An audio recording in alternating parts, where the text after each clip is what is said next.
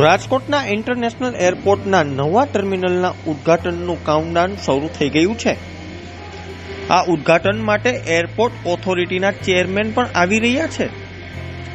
એરપોર્ટના નવા ટર્મિનલનું ઉદ્ઘાટન આગામી 9 ફેબ્રુઆરીએ કરવામાં આવશે.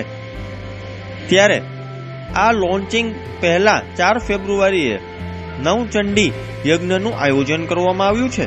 આ કાર્યક્રમ બાદ નવા ટર્મિનલ પરથી ફ્લાઇટ ઓપરેશન શરૂ કરશે.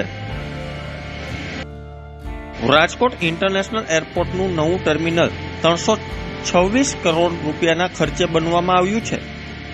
ઇન્ટરનેશનલ એરપોર્ટ પર શરૂઆતના તબક્કામાં ડોમેસ્ટિક ફ્લાઇટ ઉડાન ભરશે, જ્યારે ઇન્ટરનેશનલ ફ્લાઇટના ઉડાન માટે થોડો સમય લાગશે. ટર્મિનલના ટેકઓફ પહેલા ઓપરેશનના મેમ્બર આવીને સમીક્ષા કરશે, જે માટે દિલ્હીથી ટીમ આવી રહી છે. આ ટીમ 6 અને 7 તારીખે સમીક્ષા કરશે અને જે પણ ખામી હશે તેમાં સુધારો કરવામાં આવશે, જેથી 9 ફેબ્રુઆરીએ નવા ટર્મિનલ બિલ્ડિંગમાં કોઈ અડચણ ના આવે. ભલે ઇન્ટરનેશનલ ફ્લાઇટ શરૂ ન થાય, પણ તૈયારી કરી લેવામાં આવી છે. વિદેશી એરપોર્ટને ઝાંખું પાડે તેવું ટર્મિનલ તૈયાર થઈ ગયું છે. નવું ટર્મિનલ 23,000 ચોરસ મીટરમાં તૈયાર કરવામાં આવ્યું છે. આ ટર્મિનલ કેવી રીતે ડિઝાઇન કરવામાં આવ્યું છે કે પહેલા નજરમાં જ ગમી જાય.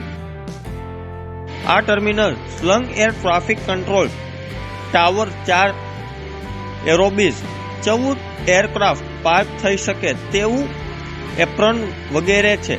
આ ટર્મિનલમાં 3 ક્વેલર બેલ્ટ, 20 જેટલા ચેક ઇન કાઉન્ટર, 1800 થી વધારે મુસાફરોને હેન્ડલ કરી શકાય તે પ્રમાણેની વ્યવસ્થા કરવામાં આવી છે. દર કલાકે 300 મુસાફરો અવર જવર કરી શકે તેવી સુવિધાથી આ ટર્મિનલ સજ્જ છે.